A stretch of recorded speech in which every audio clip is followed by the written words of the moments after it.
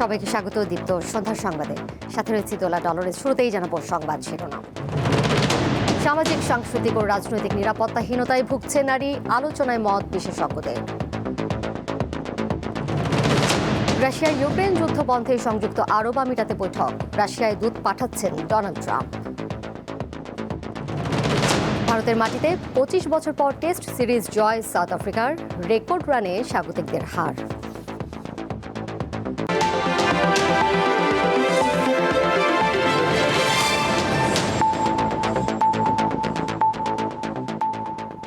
বর্তমানে নারীরা সামাজিক, সাংস্কৃতিক ও রাজনৈতিক নিরাপত্তাহীনতার মধ্যে আছেন।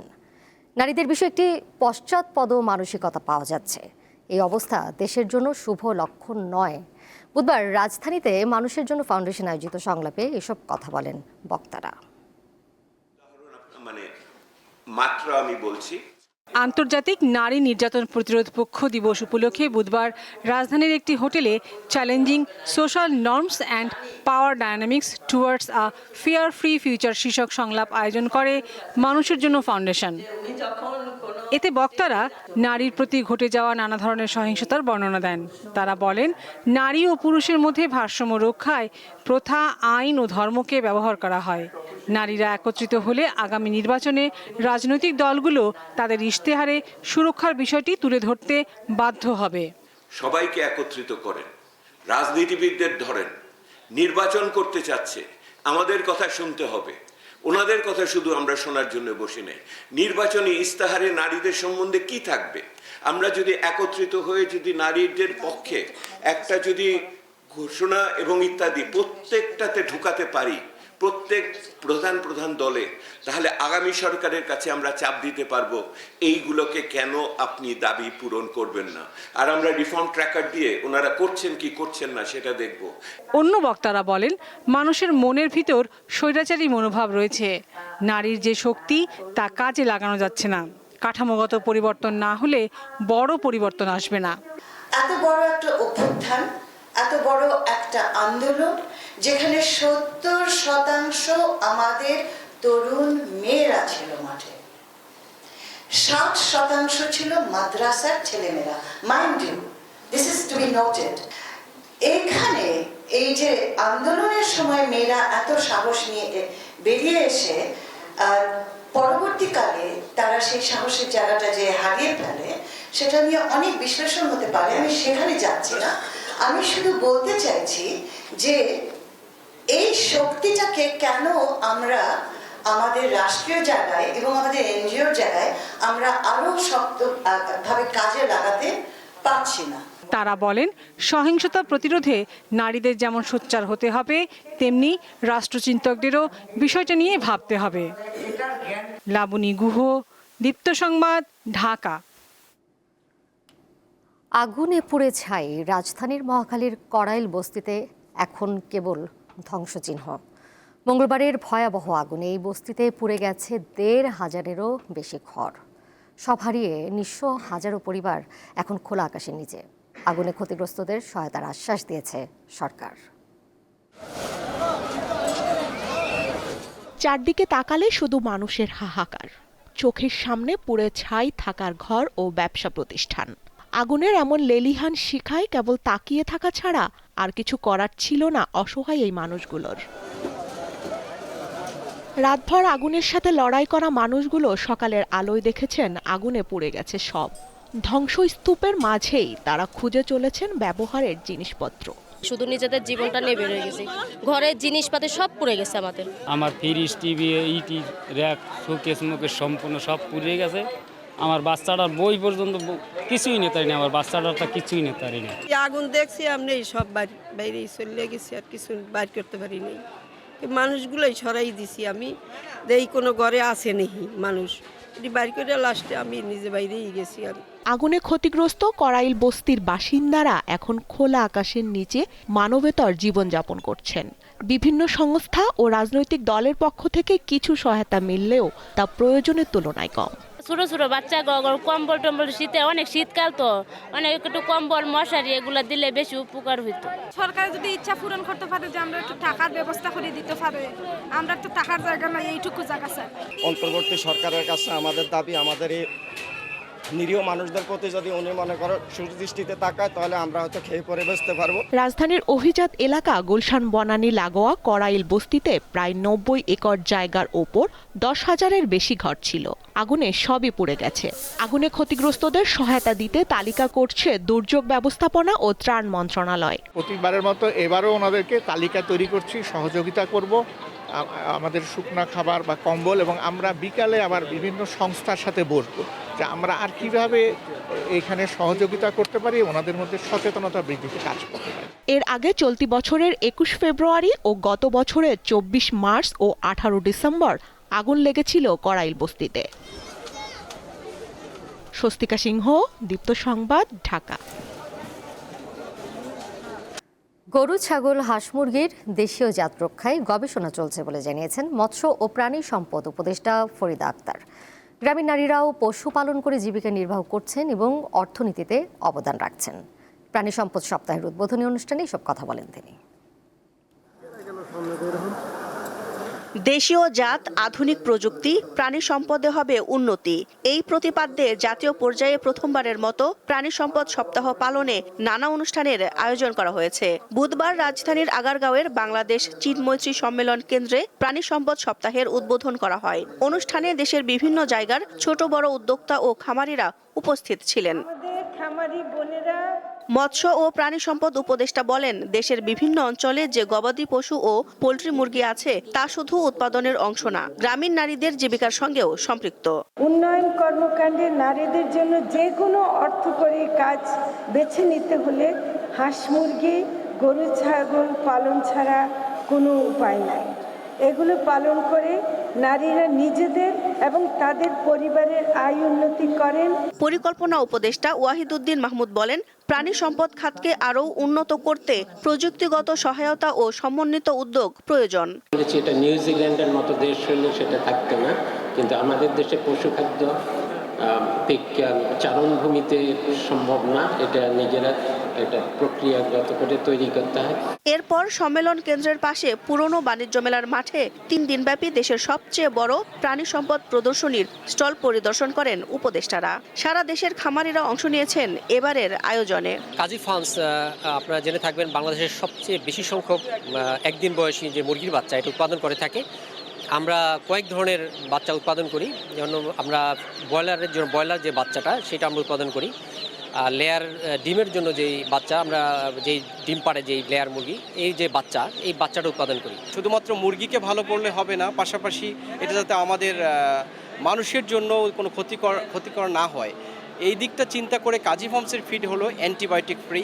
স্টলে গরু, মহিষ, ছাগল, পোল্ট্রি মুরগি, দুম্বা সহ বিভিন্ন প্রজাতির পশু পাখির প্রদর্শনী চলছে। দিলশা দানি, দীপ্ত সংবাদ, ঢাকা। জুলাই গণঅভ্যুত্থানের মানবতা বিরোধী অপরাধের মামলায় সাবেক প্রধানমন্ত্রী শেখ হাসিনা ও সাবেক স্বরাষ্ট্রমন্ত্রী আসাদুজ্জামান খান কামালের মৃত্যুদণ্ডের পূর্ণাঙ্গ রায় প্রকাশিত হয়েছে। বুধবার এই পূর্ণাঙ্গ রায় প্রকাশ করা হয়, ফলে বুধবার থেকে আগামী ৩০ দিনের মধ্যে এই রায়ের বিরুদ্ধে আপিল করার সুযোগ পাবেন আসামিরা। গত ১৭ নভেম্বর বিচারপতি গোলাম মর্তুজা মজুমদারের নেতৃত্বাধীন ৩ সদস্যের আন্তর্জাতিক অপরাধ ট্রাইব্যুনাল ১-এ মামলার রায় ঘোষণা করে। শেখ হাসিনা ও কামালকে ফেরত চেয়ে ভারতকে চিঠি পাঠিয়েছে বাংলাদেশ। রায়ে আদালত বলেছে, শেখ হাসিনার বিরুদ্ধে ৩টি অভিযোগ প্রমাণিত হয়েছে। এর মধ্যে একটিতে আমৃত্যু কারাদণ্ড এবং অন্য 2টি অপরাধে মৃত্যুদণ্ড দেওয়া হয়েছে।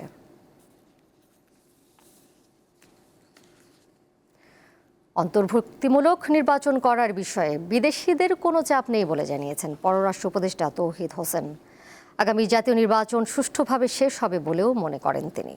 বুধবার পররাষ্ট্র মন্ত্রণালয়ে সাংবাদিকদের প্রশ্নের জবাবে তিনি জানান, শেখ হাসিনাকে ফেরত চেয়ে ভারতে পাঠানো চিঠির উত্তর আসেনি। আমরা বলেছি যে যেহেতু তাকে বিচারে দোষী সাব্যস্ত করা হয়েছে, কাজেই তাকে জেলে ফেরত দেওয়া। ওদের পররাষ্ট্র মন্ত্রণালয়ে দেওয়া হয়েছে, কোনো উত্তর আসেনি। এত তাড়াতাড়ি উত্তর আশাও করি না আমরা। আবার একই কথা, আমার উপর কোনো চাপ নেই। Thank you. সাবেক প্রধানমন্ত্রী শেখ হাসিনার বিচার নিয়ে বিরূপ মন্তব্যের অভিযোগে বিএনপি নেতা ফজলুর রহমানের বিরুদ্ধে আদালত অবমাননার অভিযোগ এনেছে প্রসিকিউশন। বুধবার আন্তর্জাতিক অপরাধ ট্রাইব্যুনাল ১ এই অভিযোগের বিষয়ে আংশিক শুনানি হয়। অভিযোগটি গুরুতর বিবেচনায় ট্রাইব্যুনালের চেয়ারম্যানের উপস্থিতিতে শুনানি হবে আগামী রোববার। 23 নভেম্বর একটি বেসরকারি টেলিভিশন চ্যানেলের টকশোতে ট্রাইব্যুনালের গঠন ও বিচার প্রক্রিয়া নিয়ে নানা মন্তব্য করেন ফজলুর রহমান। প্রসিকিউশনের অভিযোগ, এসব বক্তব্যের মাধ্যমে তিনি ট্রাইব্যুনালের বিচার কার্যক্রমকে অবজ্ঞা করেছেন এবং বিচারক ও বিচার প্রার্থীদের অবমাননা করেছেন। এই ধরনের অ্যাক্ট যদি কোনো ব্যক্তি করে থাকেন তাহলে তার বিরুদ্ধে ট্রাইব্যুনাল একটা প্রসিডিংস ইস্যু করে তার বিরুদ্ধে 1 বছরের বিনাশ্রম কারাদণ্ড এবং আর্থিক জরিমানা করতে পারবেন। এই আইনের রুলসের 45-এ বলে দেওয়া আছে যে এই সব কিছু প্রসিডিং শুরুর আগেই তাকে একটা নোটিশ করে ডেকে আনতে হবে ট্রাইব্যুনালে এবং ওনার বক্তব্য শুনবেন। আগামীর বাংলাদেশ গড়তে হলে সব সেক্টরে জবাবদিহিতা ও স্বচ্ছতা নিশ্চিত করতে হবে। বুধবার রাজধানীর কাকরাইলে এক আলোচনা সভায় বিএনপির স্থায়ী কমিটির সদস্য আমির খসরু মাহমুদ চৌধুরী এ কথা বলেন। তিনি জানান, বিগত সরকারের আমলে ব্যাংক ও ইন্স্যুরেন্স খাতে ব্যাপক দলীয়করণ হয়েছিল, যার কারণে আর্থিক খাতের অবস্থা করুণ। বিএনপির নেতা আরও বলেন, যারা ব্যাংক থেকে টাকা নিয়ে গেছেন তারা লাভবান হয়েছেন, কিন্তু কোম্পানির কর্মীরা ক্ষতিগ্রস্ত হয়েছেন। আমাকে জিজ্ঞেস করা হয়েছে আগামীর বিএনপির চিন্তা কি ইন্স্যুরেন্স কি নিয়ে। আমি তো এতক্ষণ বললাম স্বচ্ছতা, জবাবদিহিতা, এর বাইরে তো কোনো কোম্পানি চলতে পারে না। এটা কোম্পানি, এটা এই কোম্পানির মালিকের একা না। আন্তর্জাতিক প্রসঙ্গ, রাশিয়া ও ইউক্রেনের প্রায় 4 বছরের যুদ্ধ বন্ধে সংযুক্ত আরব আমিরাতে বৈঠক করেছেন রাশিয়া ও যুক্তরাষ্ট্রের কর্মকর্তারা। স্থানীয় সময় মঙ্গলবার আবুধাবিতে রুশ কর্মকর্তাদের সঙ্গে যুক্তরাষ্ট্রের সেনা সচিব ড্যান ড্রিসকল বৈঠক করেন। এর আগে সুইজারল্যান্ডের জেনেভায় ইউক্রেনের সাথে বৈঠক করেন মার্কিন কর্মকর্তারা। আলোচনার পর ইউক্রেন জানায় তারা যুক্তরাষ্ট্রের প্রাথমিক শান্তি পরিকল্পনাকে সমর্থন করছে। অপরদিকে যুদ্ধ অবসানের জন্য দুই পক্ষ সম্ভাব্য একটি চুক্তির খুব কাছাকাছি পৌঁছে গেছে বলে জানিয়েছেন যুক্তরাষ্ট্রের প্রেসিডেন্ট ডোনাল্ড ট্রাম্প। শিগগিরই রুশ প্রেসিডেন্ট ভ্লাদিমির পুতিনের সাথে আলোচনা করতে বিশেষ দূত পাঠানোর কথা জানান তিনি।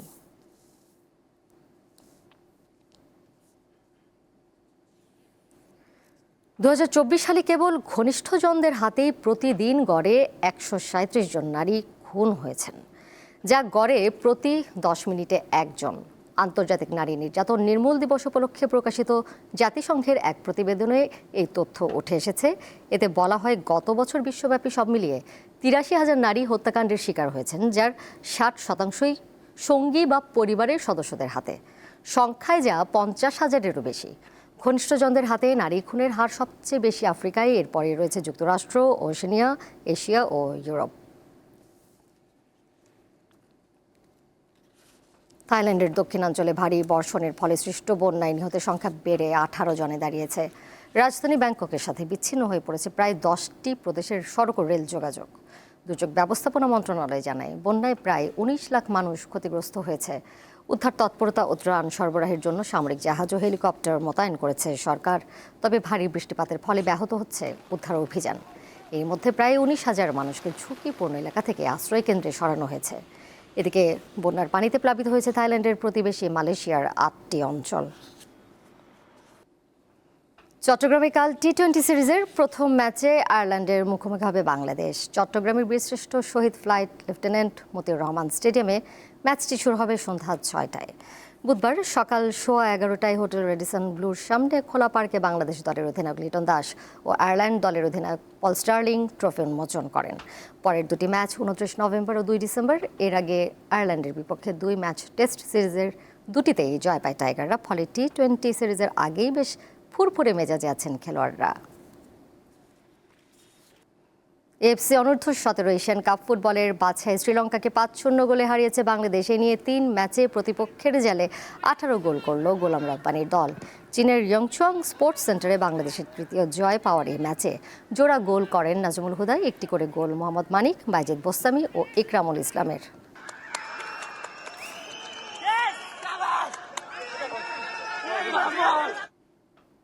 শেষ করব দীপ্ত সন্ধ্যার সংবাদ, যাবার আগে শিরোনামগুলো জানিয়ে দেব আরও একবার। সামাজিক, সাংস্কৃতিক ও রাজনৈতিক নিরাপত্তাহীনতায় ভুগছে নারী, আলোচনায় মত বিশেষজ্ঞদের।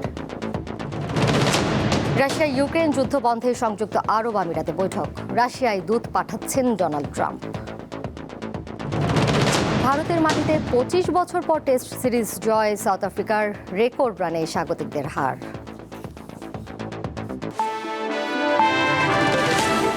এই ছিল এখনকার মতো। পরের সংবাদ দেখবেন রাত 11টায়। এছাড়াও আরও তথ্য এবং বিনোদনের নানা খবরাখবর জানতে যুক্ত থাকুন দীপ্ত ডিজিটাল প্ল্যাটফর্মে। ধন্যবাদ সবাইকে এতক্ষণ সাথে থাকার জন্য।